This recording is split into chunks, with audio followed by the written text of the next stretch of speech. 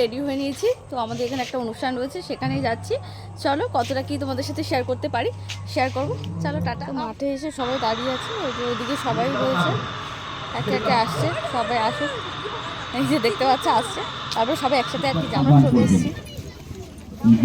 ওরকে আগে নমস্কার করে নিয়েছি, তারপরে বসে পড়েছি আর কি, সিট পেয়ে গেছিলাম, বসে পড়েছিলাম। এই রাস পূর্ণিমার দিনে পুরো গ্রামবাসীদের নিমন্ত্রণ থাকে এবং পুজোর শেষে আর কি মাইকে অ্যানাউন্স করে বলা হয় যে রান্না হয়ে গেছে। সেই মতোই আমরা বাড়ি থেকে গেছি, আমাদের আগে এক ব্যাচ খাওয়া দাওয়া হয়ে গেছে।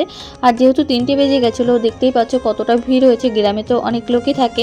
তো ভাত ডাল নিরামিষ একটা ঘ্যাট, প্রত্যেকটা রান্নাই নিরামিষ, যেহেতু রাস পূর্ণিমা বলে কথা, ঠাকুরের অনুষ্ঠান মানে নিরামিষ। আর ডাল দিয়ে ঘ্যাটটা অপূর্ব লাগছিল।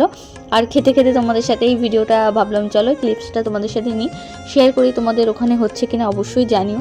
তারপর চলে আসলো পনির দিয়ে, তারপরে কি বলো ওটাকে, সোয়াবিন দিয়ে আর কি একটা তরকারি করেছিল। তারপর আমি ডালটাই নিয়ে নিলাম, ডালটা আমার বেশি ভালো লেগেছে, আর সাথে ঘ্যাট নিয়ে নিলাম। তারপরে দিয়ে দিল পায়েস। তারপর চলে আসলো জলপাইয়ের চাটনি। এটা আমি প্রথমে বুঝতে পারছিলাম না, হাতে নেওয়ার পরে বুঝতে পারলাম যে এটা জলপাইয়ের চাটনি।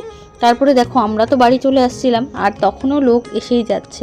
তারপরে চলে এসেছিলাম মাঠে, এখানে একটু রোদ ছিল বাইরে, যেহেতু শীতকাল হালকা হালকা পড়েই গেছে। দেখো ফুলাতা, যেহেতু আমি কুর্তিটাও পরে নিয়েছি, ওকে বললাম একটা ফুল গুজে যে আমি ভিডিও করব, তাই মানে ফুল গুজে দিল। আমি একটা কি বলছো, আগে এটা করে নেই। ওটা আগে করবে? হ্যাঁ, তাহলে করে নাও। আজকের ভিডিওটা এত পর্যন্ত, দেখা হবে নেক্সট একটি ব্লগের সঙ্গে। টাটা।